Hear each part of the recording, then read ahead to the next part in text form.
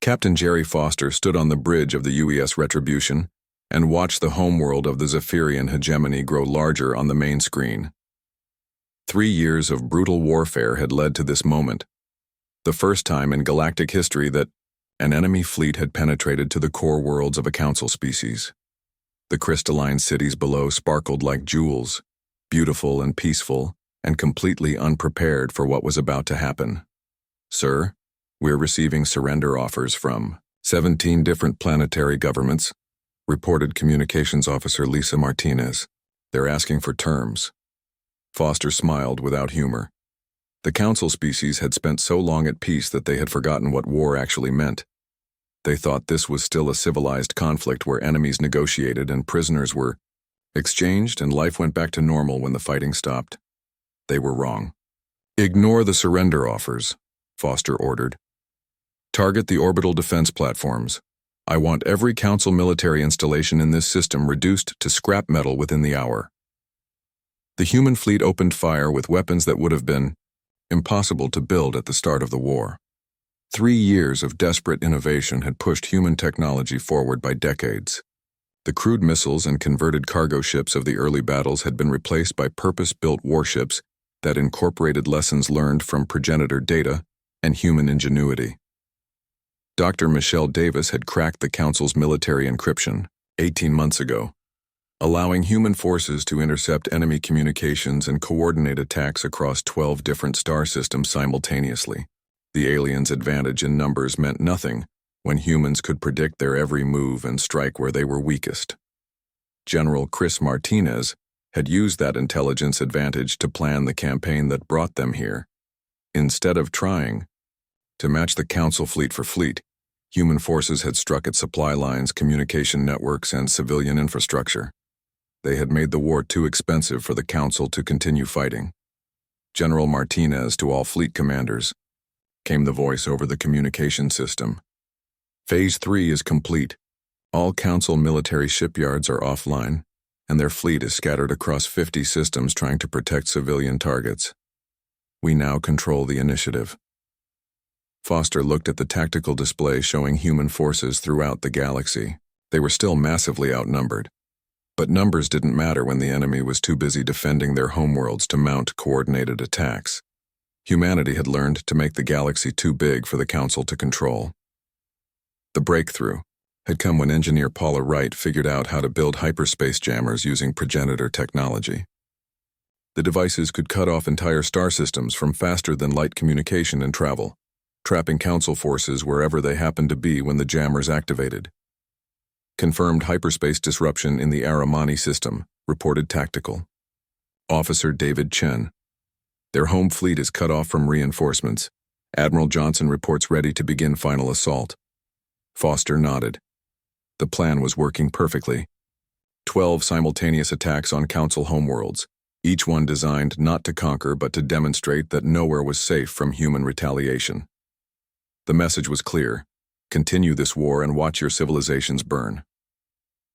The Zephyrian orbital defenses crumbled under human assault within 30 minutes. The crystalline structures that had protected this world for thousands of years shattered like glass under weapons designed by a species that had spent its entire history learning better ways to kill each other.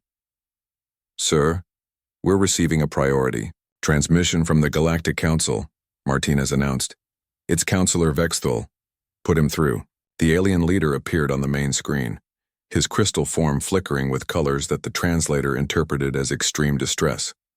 Behind him, Foster could see other Council members in what looked like an emergency session.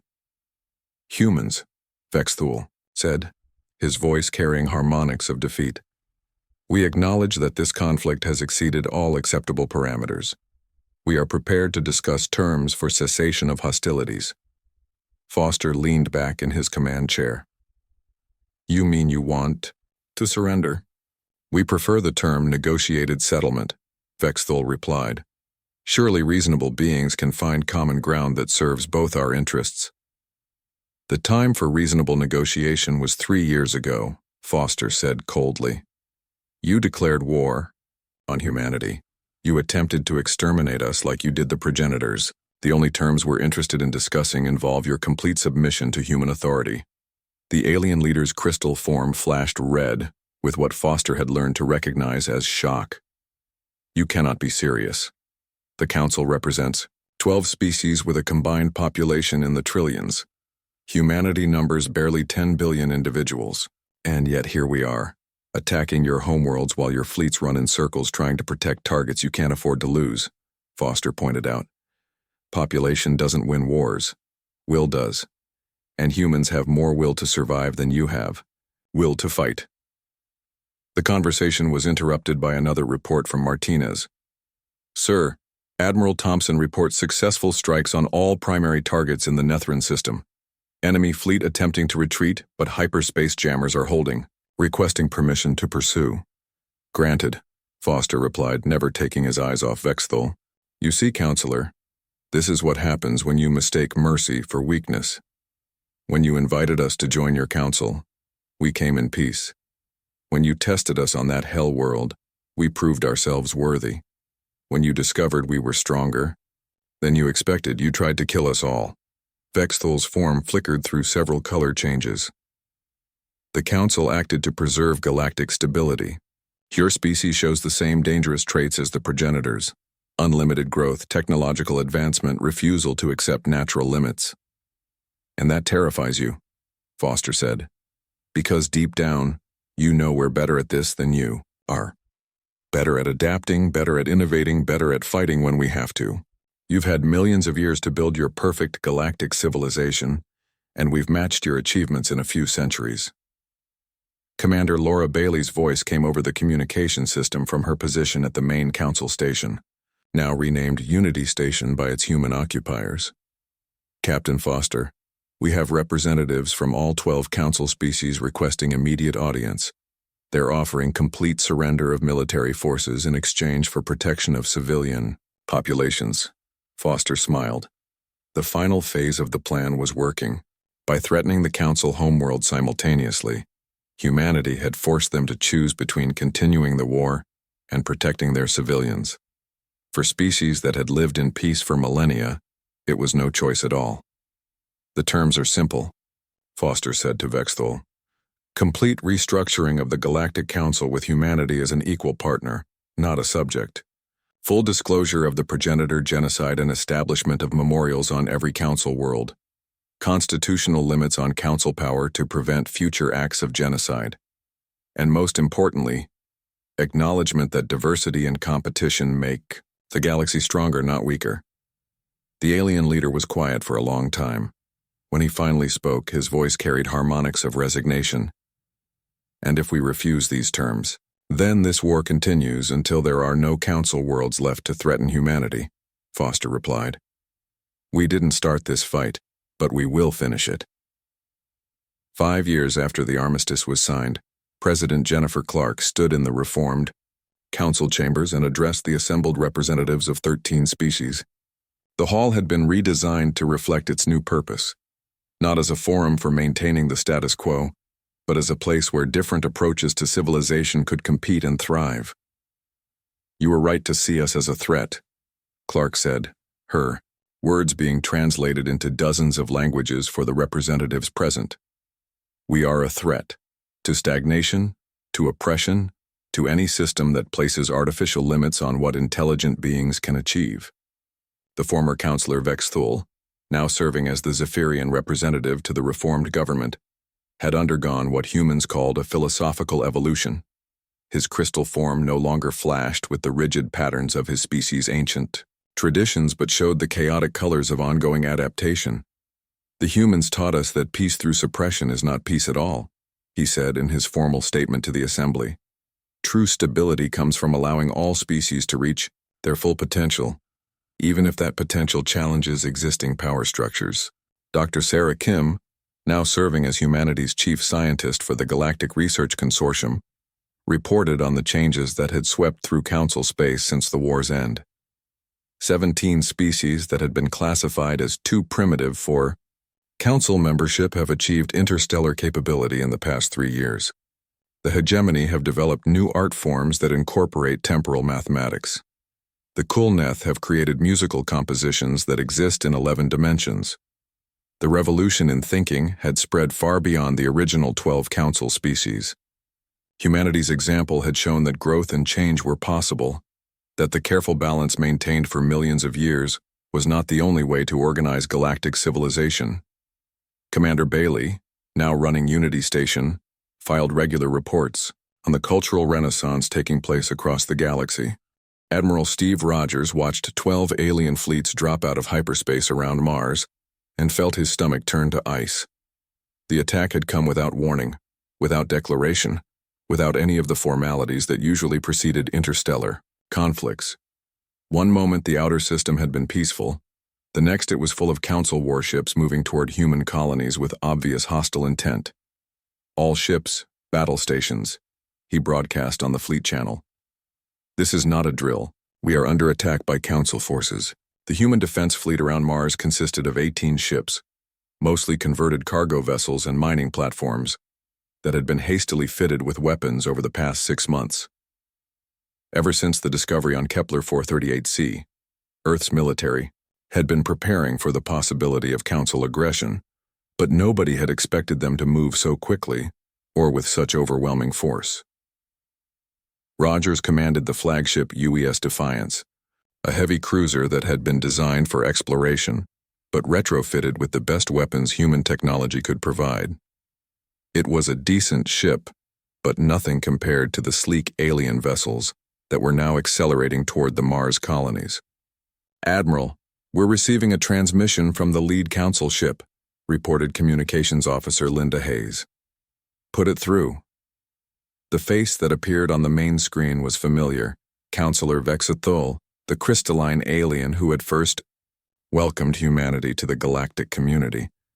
But now there was no pretense of friendship in his multifaceted features. "Humans," Vexathol said, his voice carrying harmonics that made the translator struggle.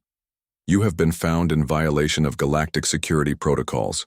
Your species has been designated as a Class 7 threat and marked for containment. Surrender immediately, and your colonies will be spared." Rogers felt anger rise in his chest. "On what grounds are you attacking peaceful human settlements?" "You know what grounds," Vexathol replied.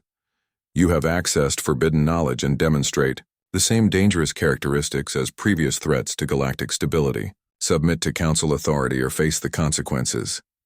The transmission cut off and the alien fleets resumed their approach toward Mars. Rogers looked at his tactical display and tried to figure out how 18 human ships could possibly stand against a force that outnumbered them 6-1. "Sir, the aliens are using standard council attack formations," reported Tactical Officer Brian Nash. "Their approach vectors suggest they expect minimal resistance." Rogers smiled grimly. The progenitor data had included detailed information about council military tactics, and it seemed they hadn't changed much in 2 million years. The aliens were used to fighting other council species, who engaged in formal, predictable conflicts between specialized military castes. They weren't prepared for humans. "All ships, execute Plan Delta," Rogers commanded. "Remember, we don't have to win this fight. We just have to make them remember it." Plan Delta was based on tactics that would have horrified any civilized military commander in the galaxy. It involved using civilian ships as weapons, sacrificing individual vessels for tactical advantage, and generally fighting dirty in ways that violated every convention of interstellar warfare. The Mars mining station had been evacuated, but not abandoned. Captain Tony Barnes commanded the skeleton crew that had stayed behind to turn their home into a trap. When the first wave of council ships moved into orbital bombardment position, Barnes triggered explosive charges that turned the entire facility into a massive fragmentation bomb. 3 council ships were destroyed instantly, and 5 more were damaged by debris. The alien formation scattered in confusion as chunks of metal and rock continued to rain down from the destroyed station. "What kind of species destroys its own infrastructure?" came an alien voice over the communication channels. "The kind that refuses to surrender," Barnes replied before ramming his evacuation ship into the nearest council cruiser. On Europa, Captain Jenny Wilson faced a similar situation with even fewer resources. The Ice Moon's mining colonies were defenseless against orbital bombardment. But Wilson had spent her career in the asteroid belt and knew how to use gravity as a weapon. When Council forces moved to attack the Europa facilities, they found the colonies apparently abandoned. What they didn't know was that Wilson's team had spent weeks weakening the ice sheet above the largest underground ocean. When the alien ships began their bombardment, the entire surface collapsed, dragging 2 Council destroyers down into the freezing water below. Confirmed kills on 2 enemy ships, Wilson reported. Surface installations destroyed but mining equipment intact under the ice. Recommend immediate counterattack while they're confused. Rogers was already moving. The human fleet had been designed around the principle of maximum mobility and firepower, sacrificing protection for the ability to strike hard and fast. While the Council ships were still trying to understand what had happened at Europa, the human force hit them from 3 directions at once. The UES Defiance opened fire with everything it had, targeting the command ship of the nearest Council. Formation. Human weapons were crude compared to alien technology, but they had been built with one advantage. They could be mass-produced quickly and easily. Where a Council ship might have one sophisticated energy weapon, human ships carried dozens of simple missile launchers. Fire everything, Rogers ordered. Don't save anything for later. The space around Mars lit up as hundreds of human missiles streaked toward the alien fleet. Most were destroyed by Council defensive systems, but enough got through to cause serious damage. The alien shields were designed to stop sophisticated energy weapons, not swarms of crude explosive devices. But the real shock came when the first Council ship was destroyed. Instead of the controlled explosion that marked the death of most spacecraft, the human attack caused a cascade failure that tore the alien vessel apart in a display of destruction that could be seen from Mars orbit. My God, breathed Navigation Officer Susan Parker. Their ships are beautiful but fragile. They're not built to take that kind of punishment. Rogers understood immediately. The Council species had been at peace for so long that their military technology had become more ceremonial than practical. Their ships were works of art designed for formal conflicts, not the brutal reality of total war. On Earth, General Patricia Lewis coordinated a defense that would have been impossible for any other species. When the Council ultimatum was broadcast worldwide, humanity's response was immediate and unanimous. Every factory, every shipyard, every manufacturing facility was converted to war production within hours. Farmer Danny Turner's agricultural cooperatives became supply networks that could feed military forces across multiple star systems. Engineer. Stephanie Clark's civilian shipyard started producing warships in assembly lines that worked around the clock. Even children got involved. 16-year-old programmer Alex Johnson created computer viruses that crashed Council communication networks whenever they tried to coordinate attacks. The aliens had calculated for human military strength, human technology, even human unpredictability. What they hadn't calculated for was humanity's willingness to turn their entire civilization into a weapon. Captain Larry Foster led a convoy of converted cargo ships in humanity's first offensive strike. Instead of trying to match Council technology, the humans loaded their vessels with every explosive device they could manufacture and aimed them at the alien supply bases. "This is suicide," warned the Council commander, who tried to intercept Foster's fleet. "No," Foster replied. "This is Tuesday." The convoy rammed straight through the alien defensive line, trading ship for ship until Foster's own vessel, packed with nuclear warheads, detonated against the main Council supply depot. The explosion could be seen from 3 star systems away. Rogers received reports from across the outer system as the first day of the war continued. Humanity was losing more ships, more people, more resources than they could afford. But they were making the Council pay a price that no previous enemy had ever extracted. "Admiral, we're receiving multiple distress calls from Council forces," reported Hayes. "They're requesting medical assistance for casualties." Rogers thought about that for a moment. The Council was used to civilized warfare where enemies helped each other's wounded and prisoners were treated with respect. They weren't prepared for an enemy that showed no mercy and expected none in return. "Signal all human forces," Rogers said finally. "No prisoners, no mercy, no surrender. Make them understand what they started here." The space around Mars became a graveyard of ships from both sides as the battle continued. But something important had changed.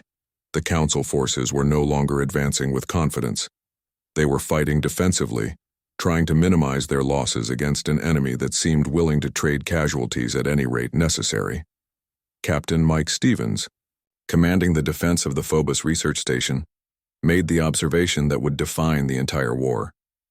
They fight like they expect to go home when this is over. We fight like there won't be a home if we lose. As the first day of the Council, war ended, the alien fleets withdrew to regroup and assess their losses. They had achieved their tactical objectives. Most of the outer system human installations were destroyed or damaged. But they had lost more ships in one day than in the previous century of Council conflicts combined. Dr. Elizabeth Stone brushed dirt from what looked like metal but felt warm to the touch like living skin. She had been digging on Kepler 438c for 3 months, and this was the strangest thing she had found yet. The object was buried deep under layers of rock that should have taken millions of years to form, but the metal showed no signs of age or wear. "Get General Webb on the comm," she called to her assistant. "He needs to see this right away." The ruins had been discovered by accident. When Danny Wright's team was setting up a new power collector, the earthquake detectors had found empty spaces underground that were too regular to be natural caves. When they started digging, they found walls made of materials that didn't match anything in the Council's extensive databases of galactic technology. General Marcus Webb arrived from Earth 2 weeks later with the biggest science team humanity had ever sent to an alien world. The discovery of ancient ruins was exciting enough, but preliminary scans suggested these structures were older than any known galactic civilization. If true, it would rewrite everything humans thought they knew about the galaxy. Dr. Kevin Ross, the team's chief archaeologist, stood in the main chamber of the ruins and tried to make sense of what he was seeing. The architecture was clearly advanced, with flowing curves and impossible angles that seemed to bend light around them. But more than that, the design felt familiar in a way that made him uncomfortable. "These weren't built by any of the Council species," he said to Elizabeth. "The proportions are all wrong. The doorways are sized for beings about our height, maybe a little taller.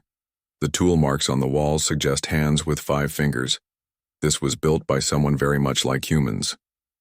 Dr. Caroline Hunt was having more luck with the symbols carved into the walls. As the team's linguist, she had spent years studying alien languages, but these markings were different. They followed patterns that seemed almost human in their logic and structure. "I think I'm starting to understand their number system," she said, pointing to a series of carved lines. "They used base 10, just like humans do.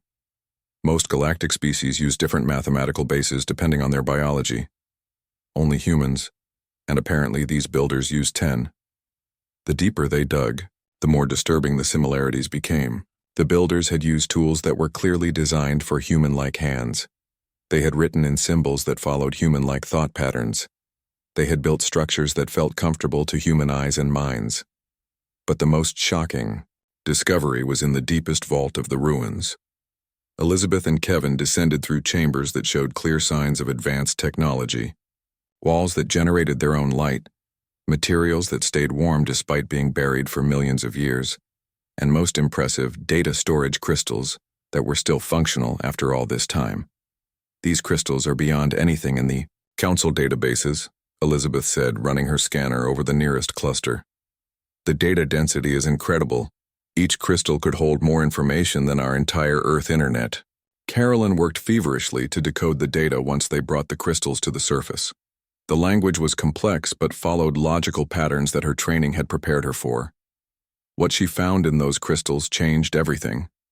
They called themselves the progenitors, she announced to the assembled team. They were apparently the first intelligent species to achieve interstellar travel in this galaxy. These records go back over 2 million years. General Webb leaned forward in his chair. "What happened to them?" Caroline's expression grew dark. "They were eliminated, systematically hunted down and destroyed by an alliance of other species who saw them as a threat to galactic stability. The data crystals contained the complete history of a galaxy-spanning war that had been deliberately erased from all official records. The progenitors had been much like humans, adaptable, innovative, and unafraid of conflict when necessary. They had grown rapidly from a single world to control hundreds of star systems in just a few thousand years. Other species had watched this expansion with growing alarm. The progenitors didn't follow the careful patterns of specialization and interdependence that characterized other galactic civilizations. They were generalists who could adapt to any environment and overcome any obstacle through innovation and determination. The final records are the most disturbing, Caroline continued. 12 species formed an alliance specifically to destroy the progenitors. They called it the Galactic Council. The silence in the room was complete. Everyone understood what this meant. The council that had welcomed humanity to the galaxy was the same organization that had once committed genocide against a species very much like humans. Kevin found more evidence in the ruins' lower levels. Battle damage from weapons that matched current council technology. Skeletons of progenitor individuals who had clearly died fighting. Most chilling, records showing that the progenitors had tried to surrender and been refused. They offered to limit their expansion and follow council guidelines, Kevin reported. The offer was rejected. The council decided that any species with progenitor characteristics was too dangerous to be allowed to exist. Elizabeth made the connection that everyone had been afraid to voice. We're following the same development pattern as the progenitors. Rapid adaptation, technological innovation, expansion through challenging environments. The council isn't testing us to see if we're worthy of membership. They're evaluating us to see if we're the same kind of threat. General Webb immediately sent an encrypted message back to Earth. But Caroline's analysis of council communication patterns suggested their signals were being monitored. The secret was probably out already. Dr. Patricia Moore, who had been analyzing progenitor technology, made another disturbing discovery. Their final innovations were weapons and defensive systems far beyond anything the current council species possess. They were developing technology that could have made them essentially invincible. But they lost the war, Webb pointed out. Because they were attacked before they could complete their research, Patricia replied. The council struck first while the progenitors were still trying to maintain peaceful relations. The implications were terrifying. Humanity had been invited to join the council, but they were actually being set up for the same fate as the progenitors. The harsh test world, the constant monitoring, the carefully controlled contact. It was all preparation for elimination when the council decided humans had become too dangerous. Caroline worked around the clock to translate the final progenitor messages. What she found was a desperate attempt by the dying civilization to leave a warning for any species that might follow their path. To those who come after us, she read from the translated text, beware the council's gift of peace. They offer stability through stagnation and survival through submission. They cannot tolerate any species that grows beyond their ability to control. We tried to find compromise and were answered with extinction. Learn from our mistake. Be ready to fight. Fear. Ruins contained more than just warnings. Hidden in the deepest chambers were weapon designs, shield technologies, and most importantly, detailed intelligence about council military capabilities. The progenitors had been studying their enemies even as they died, leaving behind everything they had learned for whoever might need it later. Elizabeth realized the full scope of what they had discovered. This isn't just archaeological evidence, it's a survival manual. The progenitors knew they were doomed, but they made sure their knowledge would survive to help the next species that faced the same threat. General Webb began immediate preparations to get this information back to Earth. The ruins represented the most important discovery in human history, and potentially the key to humanity's survival. But first they had to figure out how to get the data past council monitoring. Caroline made one final translation that sent chills through the entire team. It was carved into the wall of the deepest chamber in symbols that seemed to glow with their own light. They will come for you as they came for us. They will offer membership and demand submission. They will test your worthiness and measure your threat. When you grow too strong, when you adapt too well, when you become too much like us, they will decide you must die. Be ready. Be strong. Make them pay the price we could not.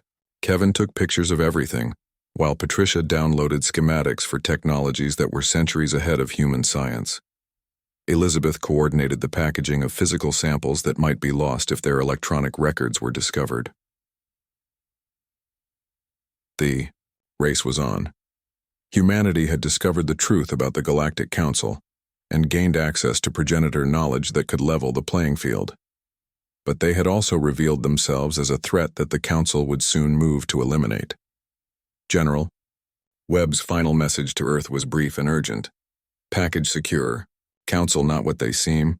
Progenitors eliminated for being too much like us. War inevitable. Use everything we're sending. Make them remember why they feared our predecessors. As they prepared to leave the ruins, Elizabeth looked back at the chambers that had held their secrets for 2 million years. The progenitors had been destroyed for the crime of being successful, adaptable, and unwilling to accept limits on their potential. Colonel Ben Phillips stood on the rocky surface of Kepler 438c and watched another earthquake shake the mountains in the distance. The ground under his feet trembled like a living thing, and dust clouds rose from the valleys below. This was supposed to be humanity's test world, their chance to prove they deserved a place in the Galactic Council. Instead, it looked like the Council had given them a slow death sentence. The planet was a nightmare. The ground shook every few hours from seismic activity that would have leveled any normal colony. The weather changed from blazing heat to freezing cold without warning. The soil was so full of acid and strange minerals that earth plants died within days of being planted. Most species would have taken one look at this place and asked for somewhere else to live. But Ben had been a soldier for 20 years, and he knew a challenge when he saw one. The Council expected humans to fail here. They expected desperate calls for help and eventual evacuation back to Earth with their tails between their legs. They clearly didn't understand what humans did when someone told them something was impossible. Dr. Amy Foster climbed over the rocks toward him, her tablet showing readings from the latest seismic sensors. She had been working 18-hour days since they arrived 6 months ago, designing systems that could survive on this crazy world.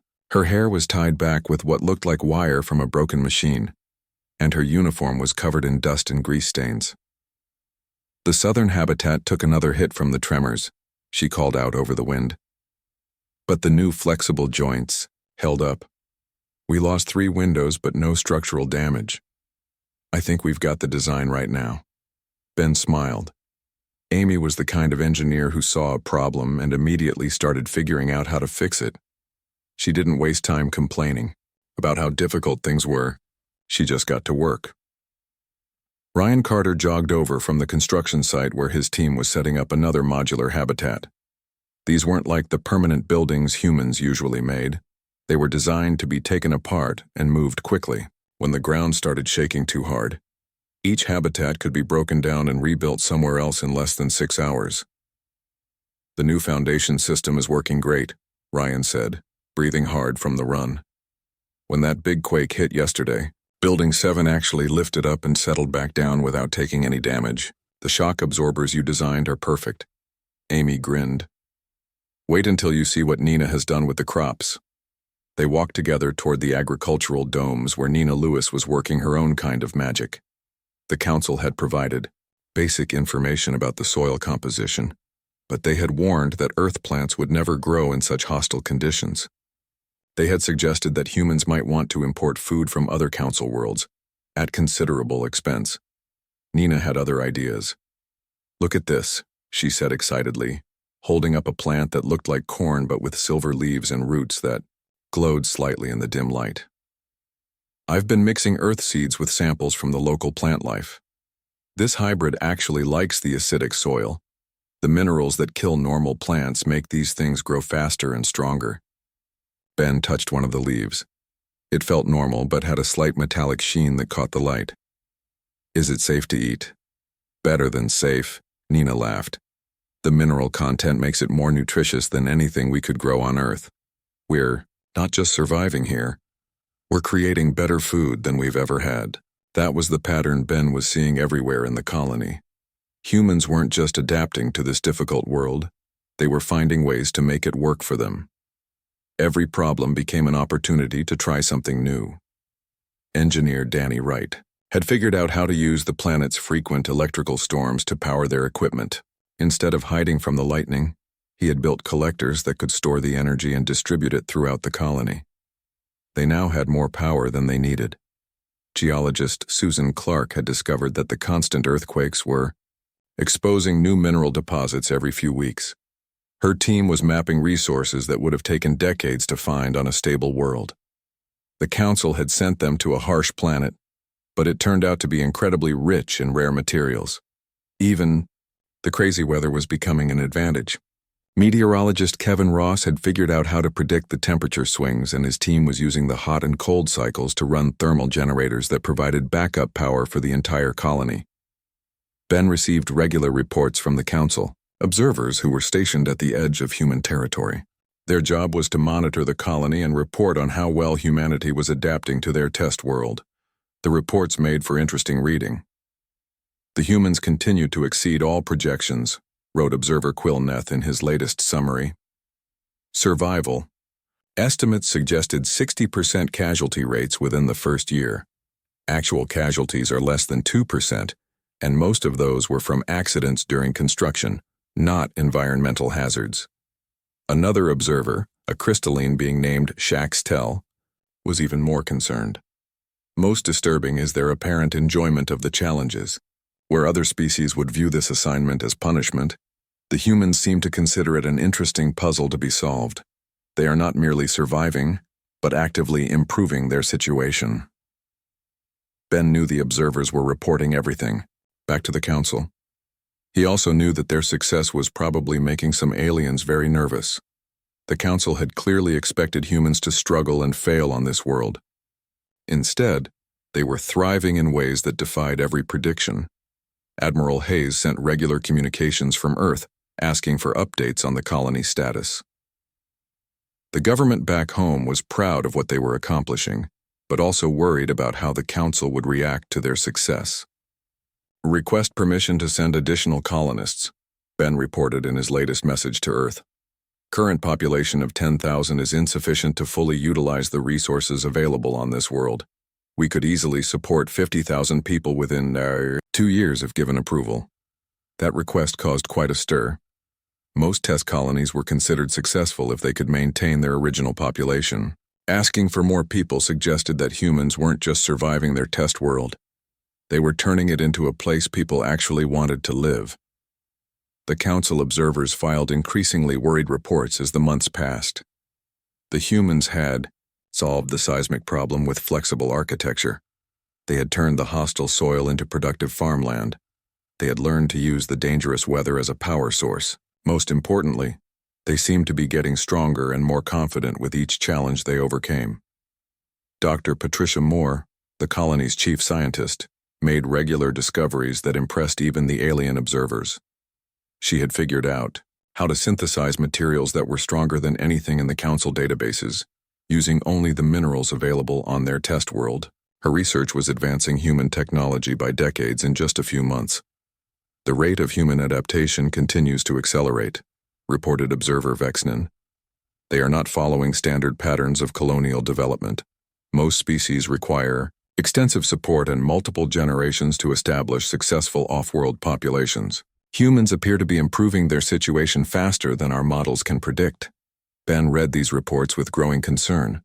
The Council had given humanity this world to test whether they could survive in the galactic community. But it was becoming clear that the real test was whether the Council could handle having humans in the galactic community. The breaking point came when geological surveys discovered that Kepler 438c was sitting on some of the largest rare mineral deposits ever found. The same harsh conditions that were supposed to defeat the human colony had instead given them access to resources that would make Earth incredibly wealthy. Nina Lewis made the final discovery that changed everything. While working on new crop hybrids, she had accidentally created a plant that could process the local minerals into materials that were stronger and lighter than anything currently used in Council technology. The implications were staggering. "We're not just surviving here," Ben said to Amy as they watched another successful harvest being brought in from the fields. "We're becoming something new, something stronger than what we were when we left Earth." Amy, nodded, looking out over their growing colony. The council thought they were testing us, but I think we're testing them. The question is whether they're ready for what we're becoming. In his final report before the council inspection, Observer Quilneth wrote words that would soon echo through the chambers of the Galactic Council. The humans have not merely passed their test. They have transformed it into an opportunity for growth that defies all previous understanding of colonial development.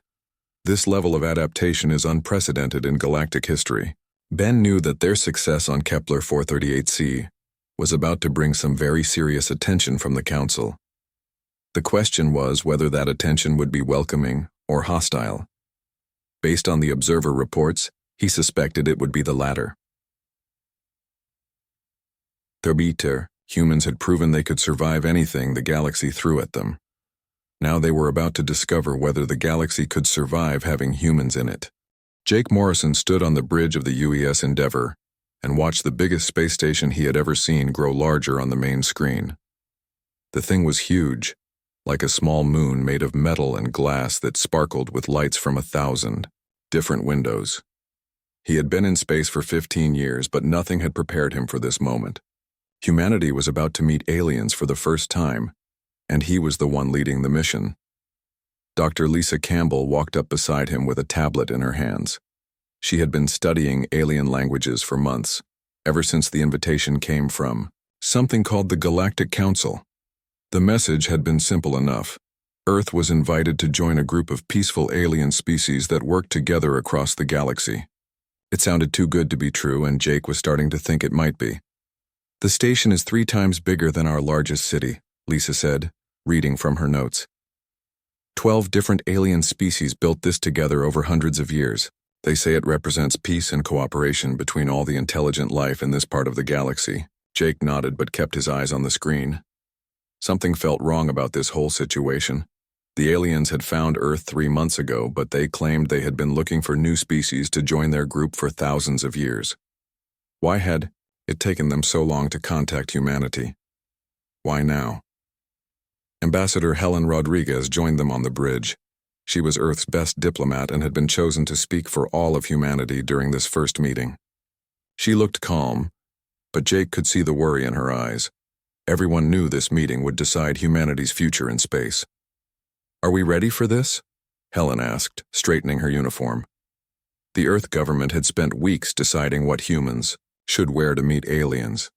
They had settled on simple blue uniforms that looked official but not military. "As ready as we can be," Jake replied. "The aliens say they want to welcome us, but their message was very formal, almost cold. I expected them to be more excited about meeting a new species." The communication system crackled to life. An alien voice spoke in perfect English, though it sounded like it was coming through water. "Human vessel Endeavour, you are. Cleared to dock at Bay 77 Alpha. Please follow the guidance lights and prepare for atmosphere adjustment." Lisa checked her readings. "They're flooding the docking bay with Earth normal air. That's considerate of them. Or they studied us very carefully before making contact," Jake said quietly. The docking process took 20 minutes. The aliens had technology that made everything smooth and easy, but Jake noticed that their ship was surrounded by what looked like scanning beams the entire time. The aliens were taking no chances with these new visitors. When they stepped off their ship, the first thing that hit them was the size of everything. The docking bay was big enough to hold 12 ships like theirs. The ceiling disappeared into shadows high above them. Strange symbols covered the walls in languages that hurt to look at. A group of aliens waited for them at the end of the docking ramp. Jake had seen pictures, but meeting them in person was different. There were 3 of them, each from a different species. The tallest one looked like it was made of blue crystal that caught the light and threw it around in rainbow patterns.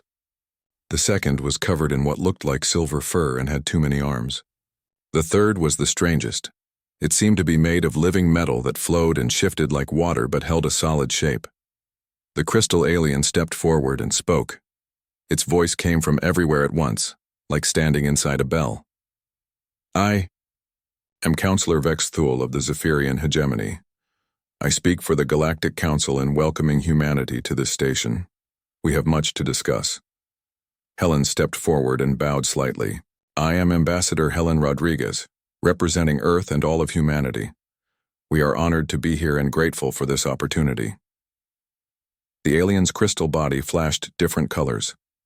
Lisa had studied their basic communication methods, and she whispered that blue meant acknowledgement but red meant concern. There had been a lot of red in that flash. Please follow us, Vexthal said. The council chamber awaits. They walked through corridors that were clearly built for beings much larger than humans. The walls showed moving pictures of different worlds, beautiful planets with strange colors and impossible landscapes. But Jake noticed something odd. All the pictures showed peaceful scenes, gardens, cities, beings working together in harmony. There were no pictures of conflict or struggle or anything that looked like the messy reality of life. How many species belong to the council? Helen asked as they walked. 12 primary members, replied the silver-furred alien who had introduced himself as Quilneth. Each species contributes according to their gifts. The Zephyrians provide crystal technology. My people, the Aramani, offer biological expertise. The Nethrans supply computational power. All work together in perfect balance. Jake noticed the word balance came up a lot in their conversations. Everything was about balance and harmony and peaceful cooperation. It sounded wonderful, but something about it made him uneasy. In his experience, people who talked too much about peace were usually the ones preparing for war. The council chamber was even more impressive than the docking bay. It was a perfect sphere with seats arranged in circles that went up and up until they disappeared in the distance above. Lights floated in the air without any visible support, casting everything in a soft glow that somehow managed to be both beautiful and unsettling. 12 different aliens sat in the seats closest to the center. Each one represented a different species, and they all looked at the humans with expressions that were impossible to read.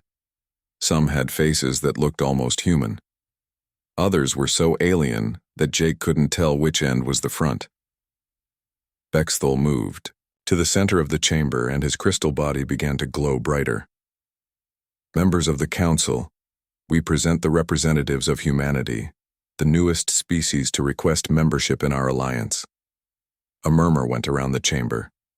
It didn't sound like excitement. It sounded like concern. Humans, Vexthal continued, and now his voice carried strange harmonics that made the translator work overtime. Your species shows promise, but also traits that concern us. We have studied your history and find it most unusual. You have survived wars that would have destroyed any other species. You have overcome disasters that should have ended your civilization. You persist in ways that seem to defy the natural order. Helen stepped forward. We have learned from our mistakes and overcome our differences. Humanity wishes only to contribute to the galactic community and learn from species who have achieved the peace we are still working toward. Another murmur went around the chamber. This time Jake was sure it wasn't approval. An alien that looked like a walking tree spoke next. Your wars lasted centuries. Your species fought itself even as you reached for the stars. Most concerning, you seem to grow stronger through conflict rather than weaker. This is not normal behavior for intelligent life. Jake felt his temper rising but kept quiet. Helen was the diplomat, not him. We believe conflict taught us valuable lessons about cooperation and survival, Helen replied carefully. We hope to share what we have learned while learning from your achievements. The chamber fell silent. Jake could feel tension building like the moment before a storm. These aliens weren't welcoming humanity into their group. They were deciding whether humanity was safe enough to allow into their group. Finally, Vexthal spoke again. The council will consider your application. You will be given a test to prove your worthiness. A world where you can demonstrate that humanity can contribute to galactic peace rather than threaten it. The way he said threaten made Jake's blood run cold. They weren't being welcomed. They were being judged. And Jake had the terrible feeling that the council had already made up their minds about what kind of threat humanity might be.